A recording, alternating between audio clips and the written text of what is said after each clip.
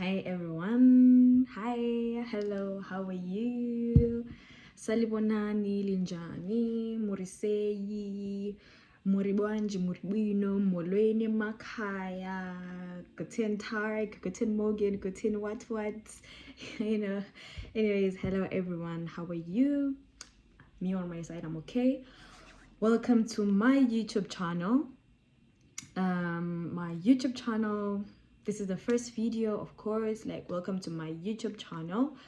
My name is Faith Dube. Well, my birth name, my professional name, or my okay, I've got two names. Well, really, so I'm Faith Lindelwe Dube, but most of the people call me Faith. Yeah, because it's easy to pronounce, especially that I've moved countries to come to the other side of the world, so it's easy for them to pronounce Faith, of course. So yeah, Faith, like not face, nicht face, aber Faith, you know. Anyways, that's another story for another day. Anyway, welcome to my YouTube channel. I hope you will like, I hope you'll subscribe for more videos, and I hope you will share. Basically, the gist of this video is just for me to tell, to spread about my experiences that I went through here in Germany as like a foreigner. I moved from Zimbabwe to Germany, so I've been here for like quite some time. Not like, I think it's been less than a year. Let me just say for like a few months. So yeah, and then so I would like to tell people about my experiences, what I went through, just in case that when they get to the same situations as they'll be able to know what to do, what steps to take. So I really hope that this video will be like beneficial, you know, to everyone that's gonna watch it, and I hope that it will reach out to someone who needs it the most. So well, like the first thing that I'm gonna talk about is you know how depressive it can get when you're like in a foreign land and then you have no one, you know what I mean. So when I got here to Germany, I've got some relatives in the UK. So the relatives, my relatives say that they were gonna visit me. So then it's like a family, they're like a family, so they wanted to come and visit me, but we checked like how expensive it can be for them to come and visit me, you get what I mean, just for, instead of me myself just to go and visit them by myself, it would be like much cheaper, you know what I mean. Because when they come this side, they'll need like, in terms things like accommodation to book like in hotels, you know, it's gonna be like quite expensive, you know. I mean, it's good to be economic sometimes. Anyway, so then like we decided that I will go and visit them. So then there are some people here where I stay who are also Zimbabweans. I was fortunate enough to get like a few Zimbabweans, and one of them had already applied for a British visa to go and visit the UK. To go and visit like as a tourist, not to go and stay, of course. Yeah. So then like I just talked to this girl, and then I just told her earlier on that I would like to visit the UK. Then she was like, when you're ready to apply, then just hit me up, I will help you. I was like, okay, cool, at least I got someone gonna help me just for me to go and visit my family. So then I did that thing. When it was time for me to apply, I reached out and then I asked for help, and then I asked her how to go about it. And then the only thing that she did for me was just to like give me like an application portal. So then she gave me like an application portal, and then she's like, just use this portal, just go to this website. So then she only helped me with the portal and not with everything else, you know. So I applied. I mean, the thing is, like, I don't know how, like, why does the British embassy have to be so complicated when it comes to this visa application things, you know what I mean. So then it was like a very very long type of thing. Like, there's so much information required. Like, I don't know, I think it's like 20 pages that you're supposed to fill in, like the information that's needed, you know, just for you to get that visa, the visitor's visa. So then I applied, but it took me like 3 days just for me to like finish off the application, because at the same time I'll be having like work. It's not like that I've got something that I'll be doing. I've got things that I'm doing on the side. So I was doing it like every time when I got time. That's when I would like just log into the application and then start filling out some information, because it's like I had a lot of information, you know. So I applied. So then like of course, like there's some stages of the application, and you, as the stages go by, you'll be like paying some money, you know, just for you to get to the last stage. And the last stage is just for you to get like the visa appointment, you know. So just for you to get like the visa appointment, you also have to pay for that as well, just before you get to the visa appointment stage. I paid, and then when it was now time for me to get the visa appointment, you know, it was hard to get the visa appointment, because every time when I was searching on that portal, it was telling me that visa appointment's not available. I would search like maybe for like even months ahead of like visa appointments not available. I would wake up at 8 a.m. and it says that visa appointments not available, or they will say that this visa appointment has been taken. You know, like coming from Zimbabwe, guys, you know, from where I come from in my country, it was so hard to get like the German or pay visa appointment. But then for me, I was just like, maybe now this time is going to be a different story. I mean, I'm going to a first world country, so you know the visa appointments are always available anytime. When you just go there, you just get a visa appointment. But guess what, I was wrong, darling. I had to like wait for like 1 week just for me to get like a visa appointment. Okay, then to cut the long story short, I got the visa appointment after some time. Then when I got the visa appointment, I just clicked, and then they sent me the confirmation email that I'm supposed to come for a visa appointment. And then they told me the requirements of the papers that I'm supposed to bring. Then I went with everything that they asked me to bring, and of which it wasn't much. It wasn't much, really. I've never been to such a very, very, very chilled embassy in my whole entire life. You know, it was so straightforward. So everything was just so straightforward. So then the day of the appointment came. It was like in another city, so I had to like, from where I stay, I just had to go to another city to go for the visa appointment. Then I went for the visa appointment. I got there, I was on time. They asked for my passport. I just gave them my passport, and then they took my passport, and then they asked me some questions, you know. Then they asked me some questions. They basically asked me like, what's your name? They took my passport. They asked me, what's your name? I told them my full name. When were you born? I told them my phone. I told them when I was born. And then the other thing that they asked me was, it was like towards, when was it? It was like towards June. And then they asked me like, when would you want to visit the UK? And then I told them the date, and then they were like, oh my goodness, that's too soon, because when you apply for a visa appointment, they said your visa, it takes something like 6 to 8 weeks for your visa to be issued out. So make sure that you don't book your flights until and unless you hear from us. And for me, I just feel like it was so unreasonable, because I just it was 2 weeks before I wanted to travel. So then they were like, no, we just feel like it's just too soon, you know. So I was like, all right, okay, cool, I'll just hear from you guys, and I really hope it will like work out on my favor. Okay, and then they asked me like, how long would you want to visit the UK? I just feel like I was dumb. I was so dumb when it came to that, because I was like, I want to visit the UK from the 1st of June to the 30th of June. They're like, all right, okay. And that's the thing that I wrote on also on my application form, because like when you're applying, they ask you like, how long do you intend to visit the UK?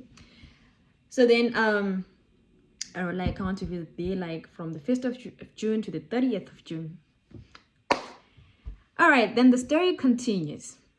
So then what happened is that I finished at the visa appointment center. I was done. They took my fingerprints. They took me a photo, and then they checked my what, you know, those things that they usually do at the visa but yeah. So then I went back home. I came back home. Then I started to ask, because there are some people that I know, like I've got a few friends who've been to the UK before. They are also here in Europe, but So I asked them like, how long did your visa take to be issued out? Others said a week, others said 2 weeks. But then this girl told me that, I know, don't worry, your visa will be back. Your visa will be issued out within 10 days. And I was just like, but that visa lady told me that it will take like 8 weeks. So I mean, in my mind, I've got like 8 weeks, Me, I'm happy, guys. I'm happy. I'm practicing English, how to, the British accent. Like, guess what? It was me telling everyone that, you know what, guys, summer, I'll be rubbing shoulders with the British, man, mate. That was me. And then, I was busy anticipating, that maybe good news will come and what. I was so excited, like really, really excited that at least I will get time to visit my family and stuff and stuff and stuff. Oh my goodness. And then came this other day when I was at work. It was on I went to the visa application center on Tuesday. I went to the visa application center on Tuesday, and then I got then on the following Monday, I was, and just to make the matters worse, it's like I bunked work. I just banked work. I just told him that I have a visa appointment like in another city, so I have to go, so I can't come for work. My bosses were just so mad, guys. They were just so upset. Anyway, it was on a Monday. I was from work, I was chilling, just like every time when I come from work, I just chill on my bed, just go through my emails. The first thing that I do is like, because where I work, we're not allowed phones. So the only time and chance where I get to hold my phone is when I come back from work or before I got to work. And that day, it was a Monday. It was a half day at work, like at 12 p.m. I was there. I came home. I was talking to my mom, I remember, on a video call, So I was just going through my emails, and we're just talking about that thing that, when I visit the UK, I was telling her that since I'm going to the UK soon, So I was like scrolling, like I just saw like a message from the British embassy. And then it was like Faith, like the part, I don't know how to put it, like I just don't have it. Let me just check. But it was written like sensitive, like from the British embassy, like the subtopic. Before I opened the email, it was like sensitive information. All right. So then it was like sensible. It was like sensitive information. At that point, I was talking to my mom, like, I've never been denied like a visa before. And I'm like, oh my goodness. So then the results were out. I mean, this was the feedback from the British embassy. And then it reads, Dear Faith Lindelwe Dube, your application to a visit visa to the United Kingdom has been refused. What this means for you: any future UK visa applications you make will be considered on their individual merits. However, you are likely to be refused unless the circumstances of your application change. In relation to this decision, there is no right of appeal or right to administrative review. The reasons for this decision are set out on the next page. Yours sincerely, British Embassy. My mood went from 120 to minus 20. Okay, we go weiter. I just don't want this video to be long, because I just want people to get like the information and what they need to do. So first of all, the reasons for the denial of this application was that I say that number one, it says that I refused the decision. It says the decision, I have refused your application for a visit visa because I am not satisfied that you meet the requirements of paragraph what. And then the first reason reads, it says, you stated that you intend to come to the UK for 1 month to visit your family members. Exactly as I said, I wanted to visit the UK from the 1st of June to the 30th of June. And then that was like a total, nah, don't do that. Don't say that. When you want to go to the UK to visit, just at least write 1 week maximum, because when they issue you like a visa, a British visa, it will be like 6 months visa, and then it will be like an advantage for you, because you'll be like going in and out of the UK as you wish until 6 months, until until your visa expires. So just say that you want to visit there for like a week, and then to like make more sense. But just for me at this instance, I just said that I want to visit the UK for like 1 full month, and it was so questionable. I mean, really? And then at this because they asked me the other one, it's too long, I can't even read it. The other one, they said I want sorry, I just don't know how to put this, but my brother's fiance is the one who wrote my invitation letter for me to come to the UK. So she gave me like all her documents. Just for some personal reasons, we just asked her to do that for me, just to write the invitation letter, to give me her passport, her license, because she's British and my brother is also British as well, but she had to invite me on my brother's behalf. So then here they say that there is no proof that there's nothing that proves my relationship with my brother's fiance. So that's the second reason why my visa was refused. So when you want to apply, make sure that you get someone who you are really related to write your motivational letter, because they really need to be convinced that you are really going to someone that you are related to. And at this instance, there's nothing, and it's not like my brother and his fiance are married. They are not married, so that's the problem. So then you have to get someone who you are really related to, and have to prove some documents, papers, how you are related. And if it's possible, wherever possible is, I don't know if that's probably English, but wherever possible, you're supposed to even provide pictures of you and that family, and you're supposed to highlight that this is my family that I'll be visiting. And when you provide those pictures, you're also supposed to be on the pictures, maybe some pictures that you took like a long time ago or something, just for you to prove the relationship with the person that you will be visiting. Okay, and then it says that because they asked me like, do I have any other source of income? I was like, yes. And then they said like, the other source of income, is it like someone who's gonna be sending you money, like pocket money or something? And then I was like, yeah, they send me money. And then they were like, how much money do they send you? I was just like estimating everything, because sometimes it gets so hideous because it was so many questions. So I was just writing that maybe it's not like useless information, not knowing that they go like step by step on your application form. So I say that I get like $500 per year extra from from my family. They send me like $500 a year, and then here it says that I acknowledge that you have submitted a payslip to support your application and stuff.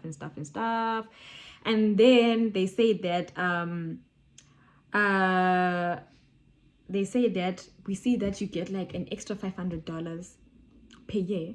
Where is the proof?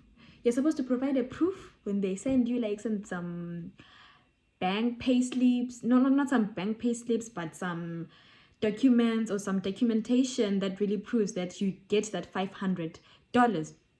And then I also submitted my payslip to prove that I am employed here in Germany and I'm getting such and such an amount per month. And then it's so, and then I submitted my payslip. And then when I submitted my payslip, they said that they saw my payslip, but there's no proof. I don't know what proof they needed, or they wanted me to issue out like a bank.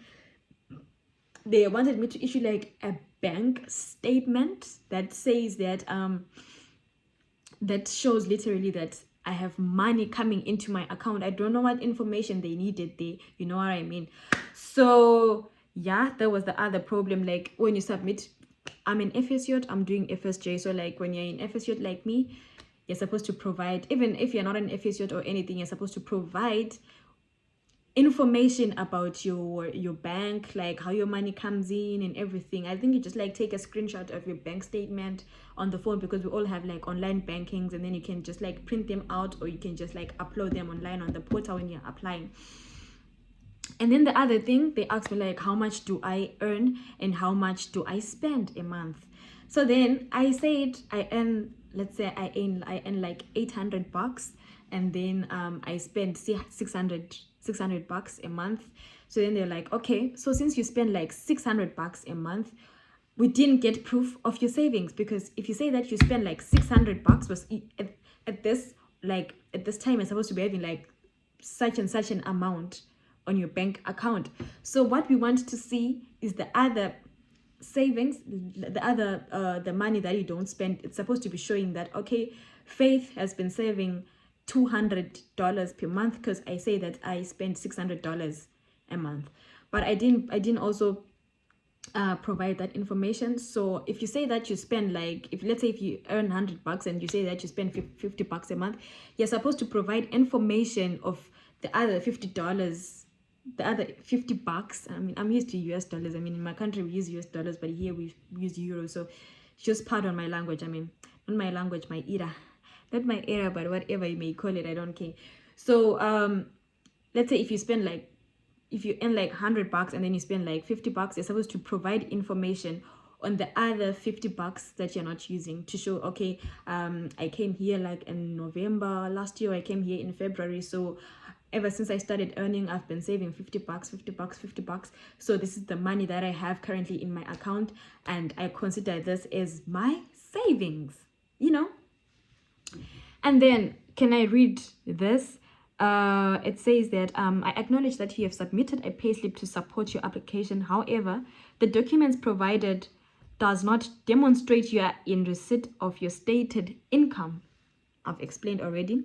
This not only undermines the credibility of your application as a whole, but causes me to doubt your intention in proposing to travel to the UK. I am therefore not satisfied you have demonstrated your own personal circumstances, or that they are as such that you can be relied upon to meet the requirements of entry clearance as a visitor. Basically, my fans were like, when you want to travel to the UK, I will suggest that you are not supposed to apply for a UK visa as an au pair or as an FSC, but maybe when you start your Ausbildung. But my friends were like, if only you told us earlier that you're applying, and if only you knew we're going to send you the money, then you put into your account and then you submit all that, and then when you had like applied, you're going to send us back our money. That's also possible, guys, but I never thought about that. But next time I will do it. So the other one, it says that I also note from the information you have provided, you have not demonstrated whether you have been granted leave from your employer for 1 month to travel to the UK, and neither have you demonstrated how you will manage financially whilst away for such a long period of time. Like 1 month? I said I want to go there for 1 month, you know? And I never even submitted like urlaub days, like holiday days from work. For me, really, to be realistic, for me, I wasn't like really planning to go to the UK for the whole month, but I was just saying, you know, because I knew that like I'm working. Perhaps I usually get like some 5 days holiday. Maybe I just go there for like 1 week, or I'll even go for a weekend when I'm free. Because I mean, from here, from Germany to UK, it's like 1 hour 30 minutes, or even like less than 2 hours. I don't know, but well. So then they say that I didn't submit my urlaub days, my holiday days. So that's the other problem, why my visa was refused. All right. So then the other one, it says, you stated your brother's fiance will be funding $400 towards the cost of your visit. However, the information provided does not demonstrate the relationship with your sponsor other than the letter of sponsorship. I am not satisfied that you and your sponsor have a genuine professional or personal relationship. I've already said that there's nothing that proves the relationship of me and my brother's fiance. Therefore, your application is refused under the paragraph what. That's not important. So the last one says, given the above, I am not satisfied that you have given an accurate account of your current personal and economic circumstances, which undermines the credibility of your application to an extent. I am not satisfied you are genuinely seeking entry as a visitor or intend to leave the UK at the end of your visit. Your application is therefore refused under paragraph ... In relation to this decision, there is no right of appeal or right of administrative review.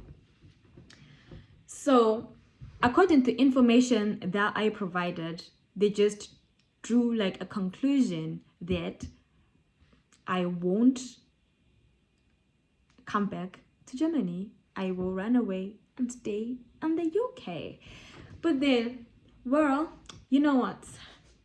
There's always next time. There's always next time. And we learn from our mistakes. I mean, when I was looking all this, I mean, we just went through this with my friends, which then my friends were just like, it was really painful. Like, it was very, very painful. Not to think about the money that I paid, but also the effort, the hope, you know, it was like faith. It was all about faith, hope, you know, I had like so much belief that this is really gonna happen. But then, next time, as I said, next time I know what to do. I know how to go about it, and I hope and hopefully next time I will get the visa. But I don't think I will apply for it anytime soon, because my German visa is expiring soon, so I'm supposed to wait until I get another German visa so that I can also apply for a UK visa, you know. So that's basically it. If you have like further questions, if you'd want to know more, you can always send me a DM on Instagram. I am Faith_Dube28 on Instagram.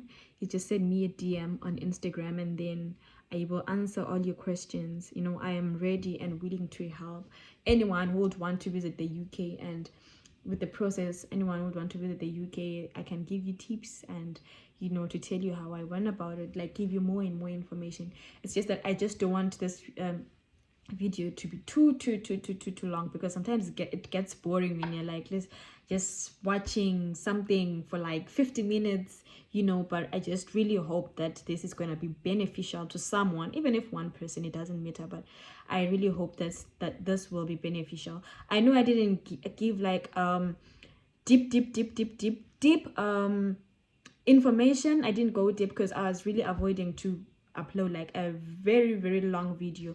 But then, well, if you really want to apply for a visa, British visa, and then you just don't know how to go about it, or you do not personally understand what I said, or you need like further information, just send me a DM on Instagram. I'm Faith_Dube28. Thank you so much for watching. I really hope that this is going to be helpful and beneficial to someone out there. May you please like, comment, share, and subscribe. Until next time, on my next video that I will be uploading, it's peace, love, and take care.